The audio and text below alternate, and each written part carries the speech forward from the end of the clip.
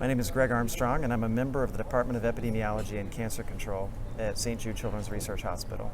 And I'm the principal investigator of the Childhood Cancer Survivor Study, an NCI-funded study that follows 37,000 adult survivors of childhood cancer. And I'm Joe Carver. I'm a cardio-oncologist at the Abramson Cancer Center in Philadelphia at the University of Pennsylvania. Joe, and we're here because cancer survivorship is such an important topic, and there's now more than 15 million survivors of cancer in the United States. How can we possibly care for them? And in particular, how can cardiologists care for them? Yeah, so the first thing is it's a lot more than cardiology.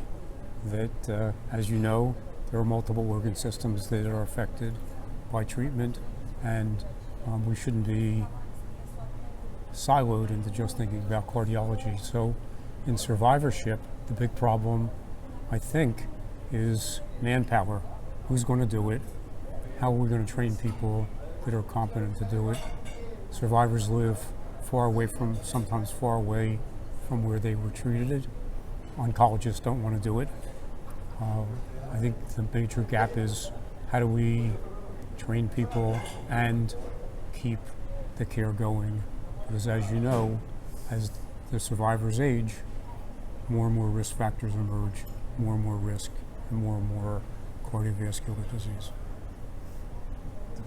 So I'm always curious, how do you continue to follow all of the adult survivors of pediatric cancer in the childhood cancer survivorship study? Well, that's a great question. We don't follow all of them. There's almost 500,000 survivors of childhood cancer in the United States, and most of them are adults. So they're not taken care of by pediatricians anymore. They're really in the hands of adult internists, family practice doctors, and cardiologists.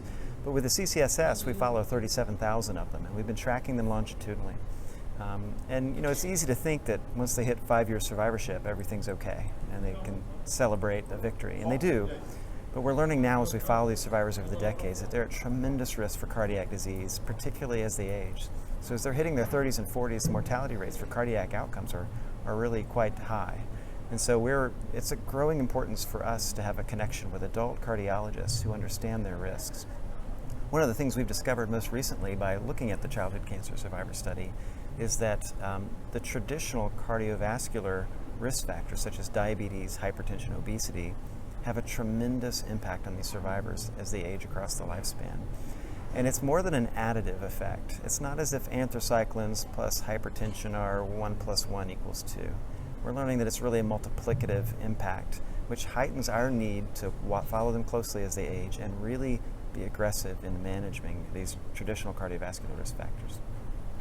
Yeah, definitely true. And I think the other big problem is getting asymptomatic people who are on a journey away from cancer to recognize that they have added risk and need to take medication for, again, being asymptomatic, and they don't perceive that they need to do anything else. The healthy rarely seek the doctor, but at the same time it's also informing adult cardiologists in the community who may only be caring for 1 or 2 of these survivors the importance of their outcomes. So it's great for oncologists and cardiologists to now be collaborating.